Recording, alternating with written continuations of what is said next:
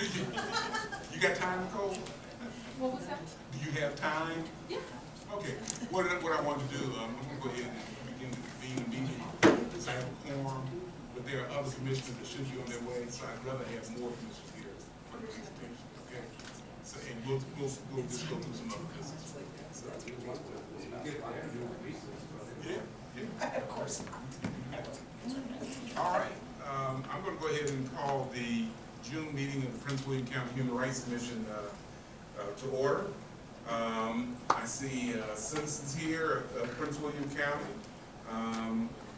We always ask for citizen time, so are there any citizens that would like to address the commission at this time? Good evening. Good evening.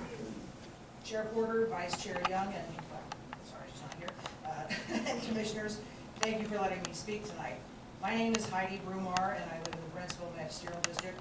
Full disclosure, I am the wife of Commissioner BruMar. My remarks tonight, as always, are my own and have not been heard by Commissioner BruMar. I would like to thank you for recognizing June as LGBTQ+ Pride Month. While some people think it is not important to make such proclamations, let me assure you it is. It is important for younger members of our community to know that their county cares about them and at the very least recognizes them. I would like to add that Saturday, June 12th, will be the 5th anniversary of the Pulse nightclub massacre in Orlando, Florida. 49 people were murdered and 53 others wounded in this horrendous targeted attack. As a member of the LGBTQ+ community, my heart sank as I heard about the atrocity while my wife and I made our way to our booth at Capitol Pride. We didn't know any of the victims, but the fear, shock, and grief were palpable all day long. Many of us couldn't even speak. We simply held each other as we prepared to open up Constitution Avenue to thousands of visitors, now with the absolute fear that something like that could happen to us at any moment. Until you've had to live over half your life in the shadows, until you need the Supreme Court of the United States to make decisions giving you the same fundamental rights enjoyed by the majority of Americans, until you know the fear of being a target of a hate crime simply because of who you are, until then, you can keep your opinions to yourself about whether or not any marginalized class of people should be recognized by this body. It's literally your job as the Human Rights Commission to act and speak in support of everyone's basic human rights. Your personal beliefs and opinions have no place in a commission that should be working with facts. The fact is that the LGBTQ+ community is still not treated equally with many people in this country. Any help and recognition we get is greatly appreciated. And as Eldridge Cleaver once said, there is no more neutrality in the world. You either have to be part of the solution or you're going to be part of the problem. All right, thank you. Anyone else like to address the commission at this time? All right. If not, we'll move on down the agenda. We do have. Yeah, okay, Commissioner Young.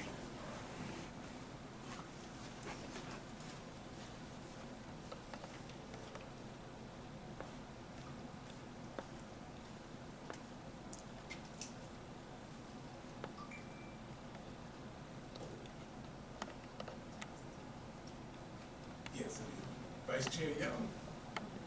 We're just down to the minutes we had citizens time. Delaying the presentation to see if there are other commissioners that will make it in before we get to that point. So we're going through other parts of the agenda at this time. So, yes.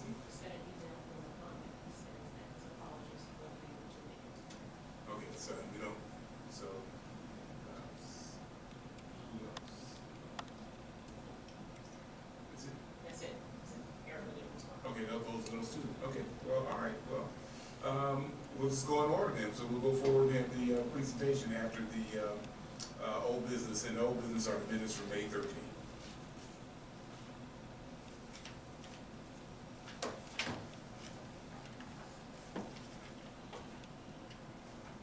I motion that we accept the minutes. Motion to accept. I second it. Motion by Commissioner BruMar, second by Commissioner Johnson. Any discussion? Hearing none, all in favor, let it be known by saying aye. Aye. Ayes have it. Thank you. New business. We have one presentation this evening. June marks LGBTQ plus Pride Month, and I'm going to turn it over to Commissioner BruMar.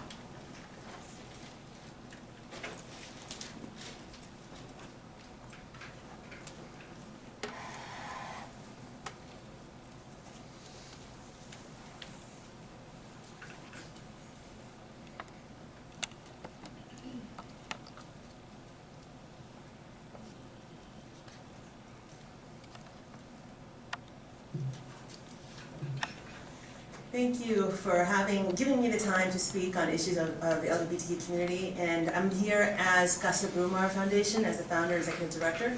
I also have, working with me in this presentation, PFLAG, and I'll let her introduce herself.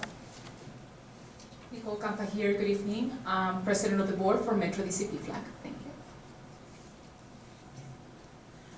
So what I wanted to do here is I wanted to give you a quick update on what the status is for the LGBTQ community in the Commonwealth. We've had laws be updated and changed to protect and include the LGBTQ community, and we've also had laws that have been neglected and overlooked to continue protecting and fighting for equality for the LGBTQ community.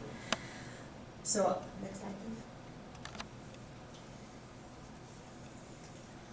Because we're not officially counted, we have to rely on different organizations to count the needs of the LGBTQ community. As we can see here, that data presented here is from the private organizations, universities, financial institutions, and Center for Diseases, CDC, and reports made to law enforcement agencies. So it's not a thorough reporting because we're not thoroughly counted yet. And we'll get there so that way we can get our needs completely met. Next slide, please. So here's some of the laws that have passed.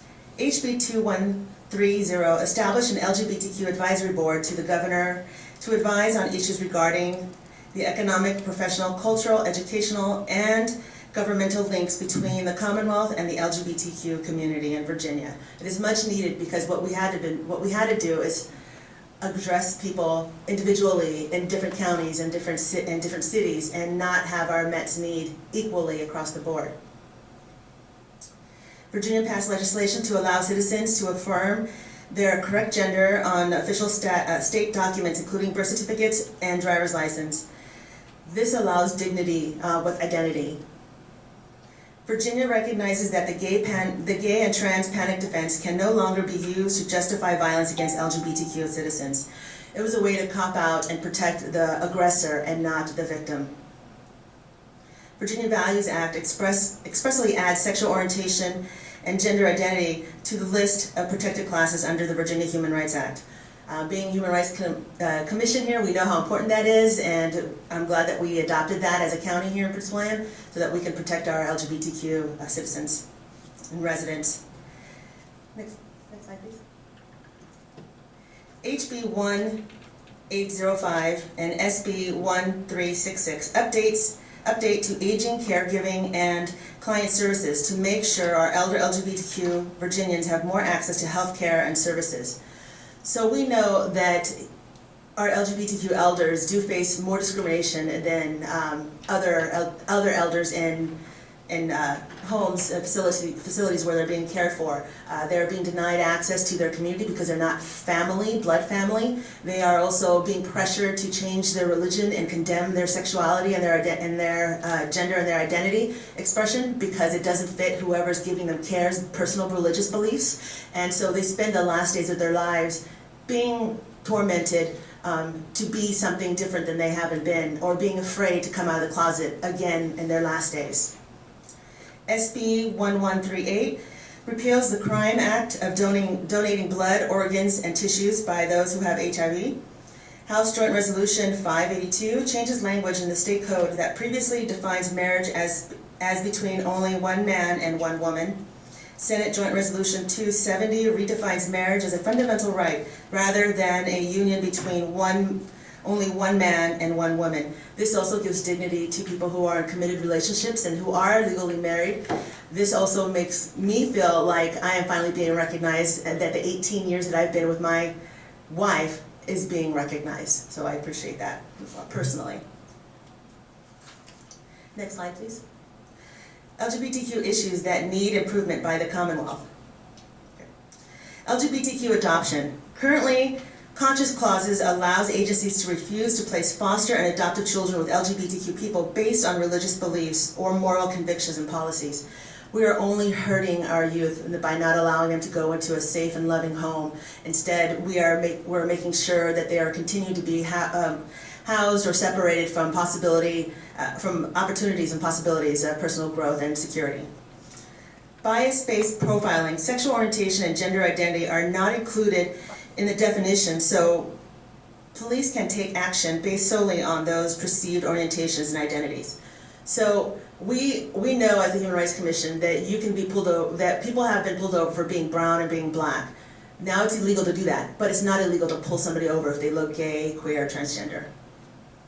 We also know that if the police pull over somebody who is transgender or gay or a lesbian, and wrongdoing is happening to this individual that they pull over, that the other police officer that's there does not have to report that crime. They are still protected. So the police are not required to report wrongdoing by other police officers against LGBTQ individuals. Hate crime bills does not include gender identity or sexual orientation. Next slide, please. LGBTQ status in Prince William County. So, Pride Month was recognized for the first time in Prince William County schools, unanimously passed in 2020. First recognition was in 2018, not unanimous. LGBTQ Pride Rally was held for the first time in Prince William County in 2020 as the board recognized June as LGBTQ plus and more Pride Month. First recognition was in 2018. Prince William Public School Systems is offering Pride events and reading list in 2021. Prince William County government made a public post about Pride Month on its website for the first time in 2021.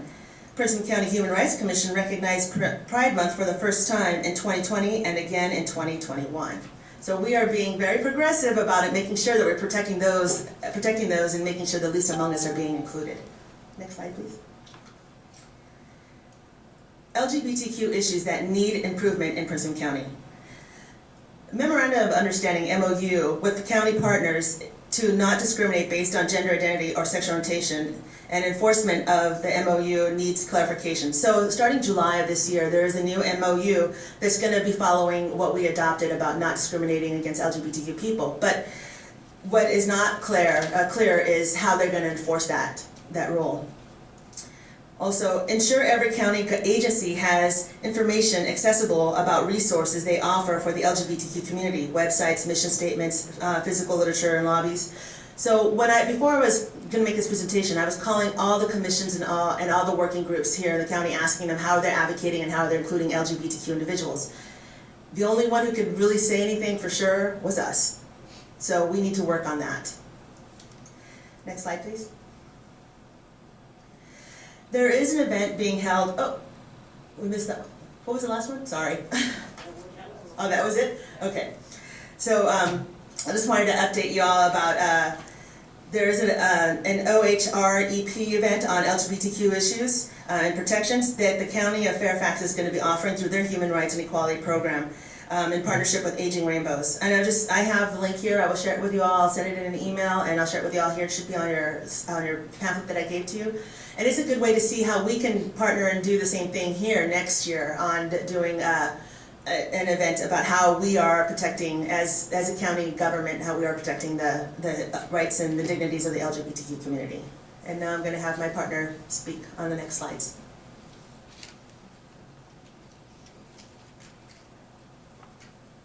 Hello again, everyone. I'm happy and delighted to be here with you today. Again, my name is Nicole Campa, and I'm the president of the board of Metro DCPFLAG, a chapter of PFLAG National, the largest organization in the U.S. for parents, families, friends, and allies of LGBTQ people. Our chapter's mission is keeping families together, and we do so through the pillars of education, advocacy, and support. And if interested, we do have some publications available online if you have anybody in your family that is going through the coming out process or they just need support in general, we have publications available online. If you can go to the next slide, please. Thank you. As Evelyn mentioned, it is not easy to obtain LGBTQ+ related data, particularly at the local level. However, the data available shows that in Virginia, we have about 40% of LGBTQ individuals, and from those, at least 26% are raising children. As you can see from the graphic on the right of the slide, LGBTQ+ individuals are affected at a higher rate in the areas of unemployment, access to food, and insurance, and that's here in the state of Virginia. Unfortunately, I couldn't get data for Prince William County specifically. If we can go to the next slide, please. Thank you. Mental health is another key factor. The Trevor Project recently released their 2021 national survey, and the findings are of great concern. In 2020, 42% of LGBTQ+ youth seriously consider attempting suicide, including more than half of transgender and non-binary youth. And we cannot ignore the effect that lack of inclusion and acceptance from families and their overall environments have on LGBTQ+ youth. The pandemic has also affected, in addition to affecting all of us, the pandemic has seriously affected LGBTQ+ youth. Only 1 in 3 LGBTQ+ youth found their homes affirming. Lack of acceptance and support leads to suicide and homelessness. You can go to the next slide, please. Thank you. I decided to put the language on the screen from a PFLAG publication entitled Faith in Our Families, and I'm not going to read everything to you, but I'm going to highlight a couple of items. First and foremost, I cannot stress enough that coming out to a family and friends is one of the most difficult and frightening experiences LGBTQ people will face. There are legitimate concerns about losing loved ones, and this oftentimes leads to people having the ability, not having the ability to live their lives authentically. And at the end of the day, the people that we know and love are the same. It's just that they're letting us know who their identity, what their, who they love are. So we should not have any issues with their coming out process. If we can go to the next slide, please. We must prioritize protecting our LGBTQ+ siblings. We must learn and understand the issues that impact this community. There is ample training available free of charge, and I'm going to take advantage of this forum here to share the fact that PFLAG National has an academy online, and they have sessions, one on June 24th, which you are all welcome to attend via Zoom, that is focused on LGBTQ+ history. In addition, we have a number of other sessions on demand. And with that, I want to say thank you so much for having me. I appreciate your time, and thank you again. Happy Pride. Thank you. So if you have any questions, we'll be willing to answer it. If not, we can just proceed. So I just have a question, Commissioner BruMar. What are you doing as far as working on legislation? I know you said there were some holes in the state legislation. Can you tell us a little bit about what Casa BruMar is doing and some of the other organizations to address that in general sense? Yes. So the reason why we were created is to make sure that we protect the least among us, especially our youth. And so I meet with people to advocate for their needs. And it's usually about having inclusive shelters, having public spaces that include LGBTQ individuals, making sure that our schools include and protect our LGBTQ children and our youth while they're there. So I do go down to Richmond and I do speak on behalf of these issues, especially if a legislation is coming up. I also will meet with other commissions and also with mayors and supervisors from other districts all throughout the Commonwealth. And I also work with other LGBTQ organizations to make sure that it is a joint effort, that what they're working on, they can complement my work, and also if I'm not working on that, to make sure that whatever issues that they're coming across, that I can also advocate. Any other questions? Yeah, I have a question. First, thank you for the information and going into detail the way that you did. I just appreciate that. And I'm ignorant on a lot of those aspects, so I'm excited to learn more. And one of them I wanted to learn more about was SB 1138. Can you explain that one a little bit more to me? Because I find it interesting. Wow. It's on page 2 of your, at the 4th slide. So where it repeals the crime of donating blood and organs and tissues by those who have HIV. So it was a federal offense. If you didn't know you had HIV and you donated blood and you tested positive, you could serve jail for that. You could be in jail for that. And it was actually considered almost like a murder crime. So that repeal, if it's a mistake, or or you didn't know, or somebody wants to donate for science, they can do that without it being a criminal offense. In the past, you're saying that it was. It was. Even if they did not know. Even if they did not know. Anybody else? Thank you. Well, I just have a couple more questions. One, and again, going back to the legislation, do you have some model legislative policies that you'd like to see move forward? And the reason I'm asking, obviously, two reasons. One, certainly, Prince William, we're part of VAHR, Virginia Association for Human Rights, which consists of all the official human rights agencies of the state. There's only a handful of us. There may be something that VAHR might want to look at. Can't speak for them, even though I'm president, but do have an executive board and everybody else. That's one. The other part too is every year the county sends legislative proposals, to our legislation, to our legislators, for that Prince William County was to back. So it's something that I think that the commission be interested in hearing about in model legislation.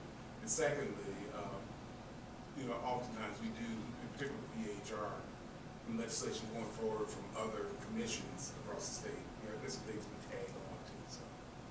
So any kind of policy statements or model legislation to address the issues of concern you have would be helpful. So there's 3 issues I think that we can address as a Human Rights Commission. One, because we already adopted and the Equality of Virginia, including LGBTQ protections for gender identity and sexual orientation. What we need to make sure is that all the rest of our county government buildings and also our schools protect and enforce that. So having a gender-neutral bathroom in our public schools or our public buildings, government buildings, would be one. The other one is whoever we partner with, especially when it comes to foster care or adoptions, if we're going to promote them or have them have access to our websites, or we're going to do cross promotions with them, we have to make sure that they don't discriminate. So the Conscience Clause allows them to discriminate, and we would allow them to discriminate if we partner with them. So we need to make sure that we do not partner with organizations that are allowed to discriminate. And then the other one is that I want to make sure that we are building facilities that include transgender individuals and non-binary individuals in our homeless shelters and also our foster care facilities, our group homes. And I think my final question: have you had an opportunity to meet with the county's equity officer and have that conversation? Not face to face. Okay. All right. That's it. Any other questions from my fellow commissioners? If not, thank you so very much for the presentation. Ms. Campa, thank you so very much. And in all transparency, this is the first time Ms. Campa and I have actually met face to face. We've met and working together on Zoom for about a year now with the Courageous Conversations in the police department and 5 other jurisdictions throughout the Commonwealth. So we've been what I call, I never really found a good name for us. I call us the civilian team.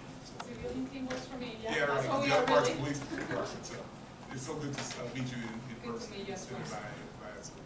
Thank you very much. We have the Juneteenth resolution, and Vice Chair Young was so kind to remind us that of Juneteenth. And would you like to read the resolution? Would you like me to? Doesn't matter. I would love to. Okay. I'm excited. Thank you. Resolution to declare, affirm, and recognize the 19th of June of 2021 as Juneteenth Day. Whereas President Abraham Lincoln signed the Emancipation Proclamation declaring all persons held as slaves within any state or designated part of a state, the people whereof shall then be in rebellion against the United States, shall be then thenceforward and forever free. And whereas President Lincoln's Emancipation Proclamation signed on September 22, 1862 became effective on January 1st, 1863, thereby freeing slaves of this nation's original sin of human bondage throughout much of the United States of America, including the Commonwealth of Virginia and Prince William County. And whereas Union General Gordon Granger was dispatched to Galveston, Texas, to announce the surrender of Confederate General Robert E. Lee, and on June 19, 1865, declared the freedom of slaves still held in human bondage in the state of Texas. And whereas Juneteenth, also known as Freedom Day, Jubilee Day, Liberation Day, and Emancipation Day, is recognized in 47 states, with mostly ceremonial observances, and only the state of Texas recognizing Juneteenth as an official state holiday. And whereas the government of the United States of America does not recognize Juneteenth as a federal holiday, and whereas members of Congress, including former Senator and now Vice President Kamala Harris of California, and Senator Cory Booker of New Jersey, have introduced legislation to recognize Juneteenth as a federal holiday. And whereas annual observance of Juneteenth will provide residents and employees of Prince William an opportunity to reflect on the impact of slavery and remember those who were enslaved here and their profound contributions to our community. Now, therefore, be it resolved, the Prince William County Human Rights Commission encourages all citizens and residents to pause and reflect upon the significance of June 19, 1865, and its importance in our never-ending effort to make our nation a more perfect union. Motion's in order to adopt this resolution? So moved. All right, flip a coin over there. She can move it out there. All right. Commissioner James moved, Commissioner Pridgen second. All in favor, let me know by saying aye. Aye. All right. Any opposed? None opposed. Unanimous. Thank you very much. Thank you. So Right. glad we did this. And in my commission remarks at the end, I have something to say about that as well, which I thought was very important. Good. Okay, committee reports. We have the Student Leadership Council. We pretty much nothing to report on that. Really nothing, because we reported last time, and we're waiting. August will be the month in which we will start the recruitment for the new class for next year.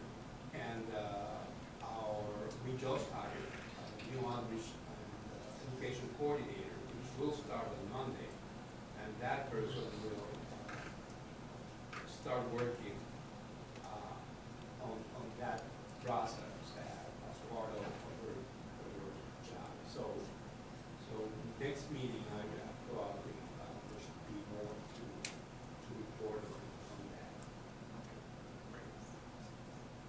Mr. Lyles, anything for Unity?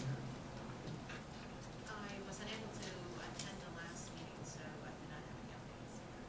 Thank you. I actually was unable to attend it as well. For VBHR update, on last Saturday, we had our second annual Zoom VBHR conference. We kicked off at 9:30 and we ended on time as far as the agenda, which was about 12:15 or so, 12:30, which is, a pretty long time for a Zoom call. But we did have participation from all of our commissions. We are going to have to, we need to find a contact in Richmond to rope them in. They're new and they've been in and out of our organization, so we need to do that. But just to update on a couple of things. We adopted new bylaws, thanks to Commissioner Lyles for all of her hard work in getting those bylaws through. And I'll tell you, Commissioner Lyles, there was a little confusion with our bylaws and with our parliamentarian. I think our parliamentarian keeps so many different versions, but long story short, we were able to adopt new bylaws that we think are, much better than we had before. The last ones were adopted in 1995, so it's 2021 update. All of the officers remained the same. There was a special exception for me to serve one more year as president due to COVID, because each officer can only serve 3 consecutive years. And I was at the end of my term, but they made a special exception to keep me in for one more year because of COVID. And next year we hopefully will meet in person. But Brian Hudson from Fairfax is our vice president. Sue Lewis from Charlottesville is our parliamentarian. Carol Lieber from Arlington is our treasurer. One of the key things is popping up all over the place, and we thought that we would either do a special meeting or bring this forward about a year from now. All of the communities are addressing the police and civilian review boards and how they're going to address it. Some are going a little more aggressive than others. I mean, you may have read where Alexandria is really moving fast forward in creating theirs. Arlington was a little slow in developing theirs. Charlottesville had something down there, and Virginia Beach has something that was created after the disturbance during Greek Week back in the early 90s or mid 80s or whatever that was. So law enforcement review board, not a lot of power. All these counties and cities are looking at civilian review boards. So we thought maybe a year from now we would really have to have a discussion about that. One of the things a lot of people don't know with the legislation that went through is that only police departments can create those review boards. It doesn't impact sheriff's offices. So, like Loudoun County, won't be a civilian review board up there. Stafford County won't be a civilian review down there. And across the state, about 88 of the 95 counties are policed by sheriff's offices. So that's what that's one of the things. We are going to establish a set fee for commissions. Our membership generally been $25 per person on the commission, so they determine how much you paid. One of the problems with that was that people rotate on and off. So who's a member, who's not? So we're going to address that and have a set fee. We didn't vote on it, but the amount thrown out somewhere around $250 per commission, no matter how many members are on that commission. So everybody who's on the commission is covered. Once you leave the commission, you can always pay $25 to be a member of VBHR. The other thing is when VBHR was first started, we had our dues due like in January of each month. But state and local governments are on a fiscal year, which is really July 1 through June 30th. So we're going to move our dues. Well, let me back up.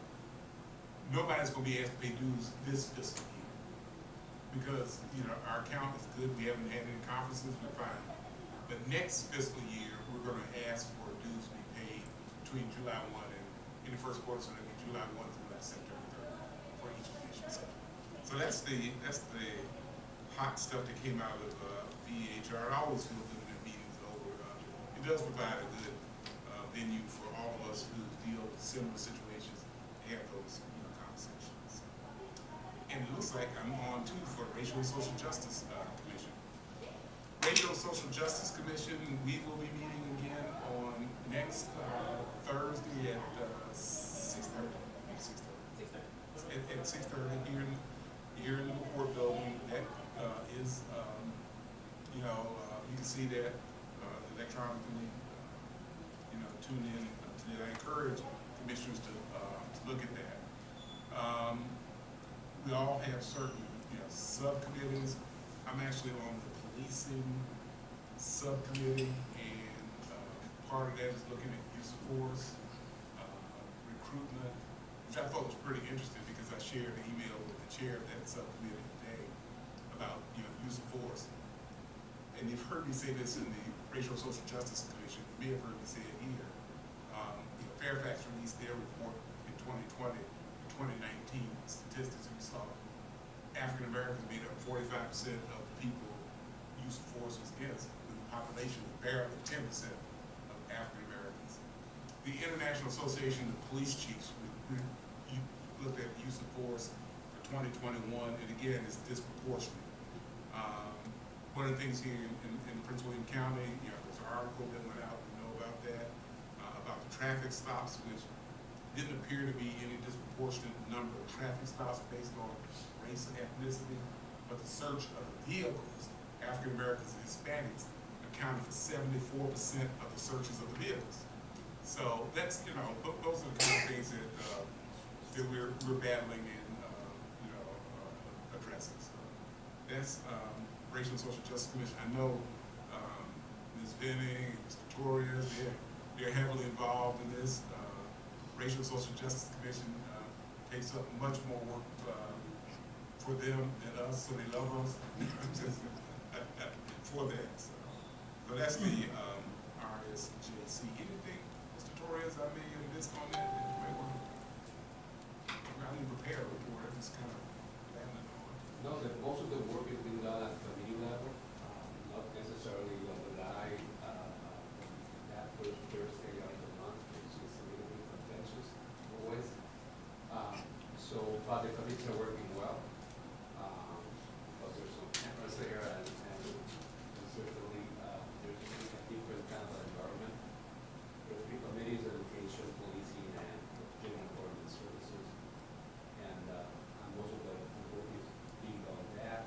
And they're supposed to write reports, those committees, that will be draft sometime by November, and they will be discussed by the full commission, and then a second draft or a final draft sometime in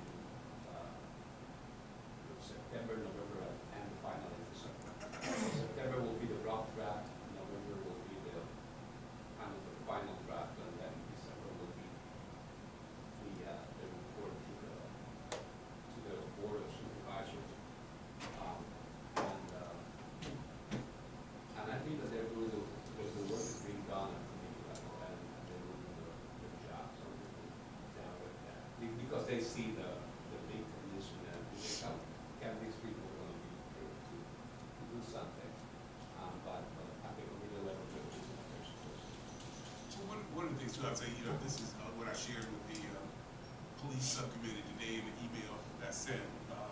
What I thought was interesting, this was a study, I think it's fairly recent, by Professor Stephen Wu, who deals with, I think it's more economics, but this is really interesting. His study said that police departments in the 60 largest cities in the nation, when those departments were headed by African Americans, had 65% less fatal shootings than police shootings. And it said the same thing for departments that were led by Hispanic, chiefs, its leadership. So that's one of the things I shared with the subcommittee this afternoon. And we know in Prince William County, the chief has a real interest in obviously increasing diversity in the department, but that has to happen at all levels, in the leadership levels as well. So that was just something else we shared. All right. Have there been any fatal shootings in Prince William County? There have been. The chief, they would have to tell us what that information was, but there was one recently, over off of 234 in that community. The person's having a mental health issue. But yeah, there have been police shootings in the county. So, with that being said, I love everybody being here, but we're going to have to get ready to go into a closed session to handle an item. So I'm going to have to ask people to leave, and we'll take a motion to go into. I probably take the motion to go into closed session, then ask people. So the chair will entertain a motion to convene in closed session to discuss matters authorized by Section 2.2-3711A4 of the Virginia Freedom of Information Act. The commission will discuss a conciliation agreement and some case extensions. Where private information about the parties will be discussed. So I'm prepared to entertain that motion. Is there a motion for that? Make a motion to go into closed session. I'll second. Properly moved and seconded in discussion. Hearing none, all in favor let me know by saying aye. Aye. Aye. Okay, we are officially in closed session.